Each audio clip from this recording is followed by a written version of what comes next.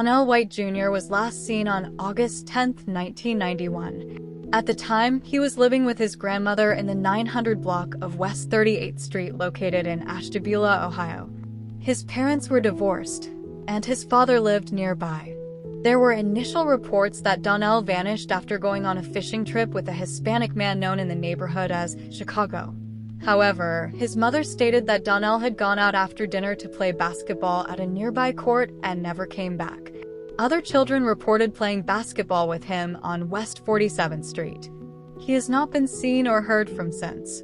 A week or two prior to his disappearance, Donell had run away from his mother's home. According to his father, he was found just a few streets away shortly afterward, and the incident was handled privately without police involvement. Due to this earlier event, he was initially classified as an endangered runaway. His case has since been reclassified as that of an endangered missing child. Before he disappeared, Donell had reportedly been seen in a car with Chicago, whose true identity is known to authorities. The man allegedly gave Donell a rooster to raise and took him to cockfights. He was later questioned by police and passed a voice stress analysis test. He denied all claims about involving Donell in cockfighting or giving him a fighting rooster. It's worth noting that cockfighting is illegal in Ohio. Following Donell's disappearance, his mother moved first to Cleveland, Ohio, then to California, and changed her name. The case was reopened in 2012 at the request of Donell's father, who still resides in Ashtabula. However, no new evidence was uncovered. The circumstances surrounding Donell's disappearance remain unclear, but authorities suspect he may be deceased and sadly, this case remains unsolved.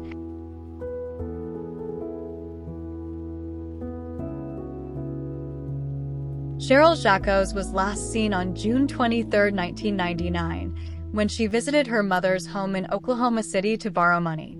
Her mother and sister were present and noticed she had several injuries, including a large cut on her lower back and a deep gash on the instep of her right foot. Jacquot explained that she had gotten into a fight with her boyfriend and had fallen into a glass-topped coffee table. Despite her family urging her to seek medical attention and get stitches, she refused to go to the hospital. The final known contact with Jacquot occurred on July 3rd, about a week after that visit. At the time, she was living in Stillwell, Oklahoma, while her teenage daughter lived with relatives in Pennsylvania. Jacquot didn't own a phone and typically made or received calls from a nearby grocery store. On July 3rd, her daughter tried calling the store to speak with her but was unable to reach her. Later that same day, Jacquot called her mother from an unknown number in Fort Smith, Arkansas. She said she planned to return to Oklahoma City to repay the money she had borrowed. However, she never arrived, and no one has heard from her since.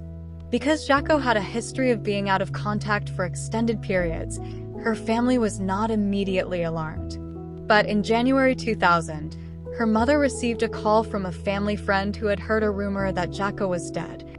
When her family was unable to locate or reach her, they reported her missing. Investigating her disappearance, family members visited the last known address she had, a trailer off Highway 100 in Stillwell. They found it abandoned and in poor condition, appearing uninhabited for some time. Jacquot's dogs were still there, but they looked neglected and appeared to have not been fed in a while. Her off-white Datsun pickup truck, which she regularly drove, was also missing and has never been recovered. At the time she vanished, Jacquot was involved with a group known for drug activity and was in an abusive relationship. Her disappearance is considered suspicious, and authorities suspect foul play. Her case remains unsolved.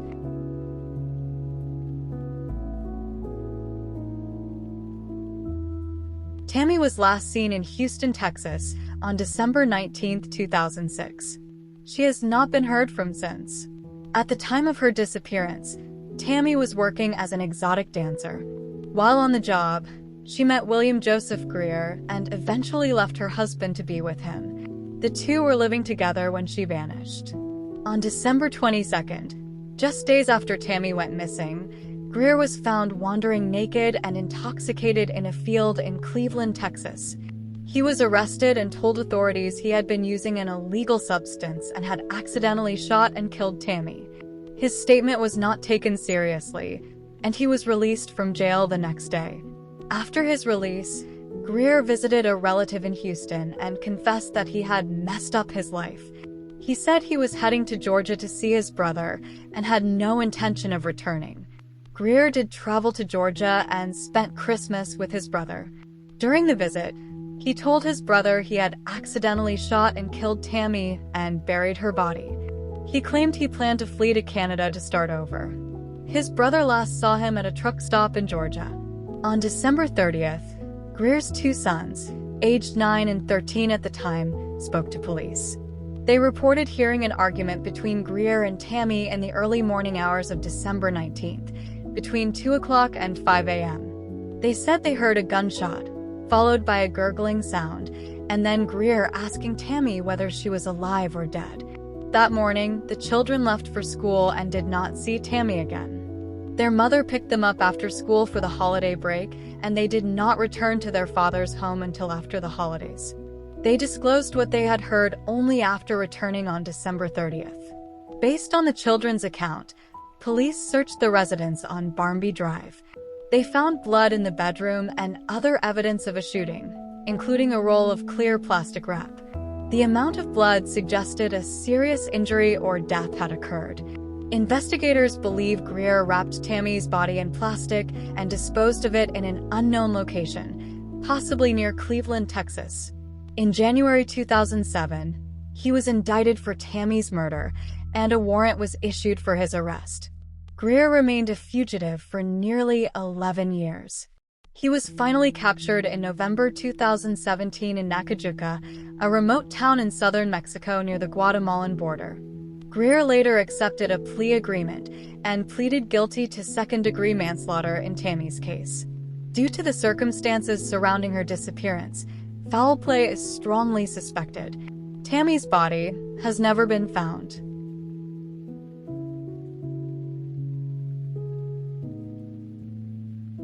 In 1999, Henson was living with her family in Travelers Rest, South Carolina. On the evening of July 3rd, she hosted a party with several friends. Around 2 a.m. on July 4th, her parents returned home from a concert in Charlotte, North Carolina, and found her sitting on the front porch. Henson mentioned to her family that she had an argument earlier that night with her boyfriend, Ricky Sean Shirley. She said she was planning to walk to Willis's store at the corner of Hawkins Road and Poinsett Highway to buy cigarettes. At around 2:30 a.m., following another verbal altercation with Shirley, Henson left the house. She was last seen walking along Henderson Drive. The store she was heading to was only 2 blocks away. Before leaving, she left a note for Shirley that read, "Follow me if you care." She never returned and has not been heard from since. Shirley, who had a history of drug and assault-related offenses, had a tumultuous relationship with Henson. He and several of his associates refused to cooperate with law enforcement during the investigation. Although he was never formally named a suspect, Shirley remains a person of interest in her case. Many individuals in Henson's life were known to be involved in criminal activity. Years later, a strange twist emerged. In New York City, a woman using Henson's name, date of birth, and social security number enrolled in graduate classes at Columbia University's School of General Studies. She studied criminology and psychology for 2 years before anyone realized something was amiss. The deception was uncovered in June 2006, when the woman applied for a job using Henson's identity. A routine internet search by the prospective employer revealed that Henson had been missing for years.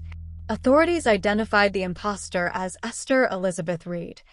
When confronted, Reed initially claimed to be Henson and said she had left home voluntarily.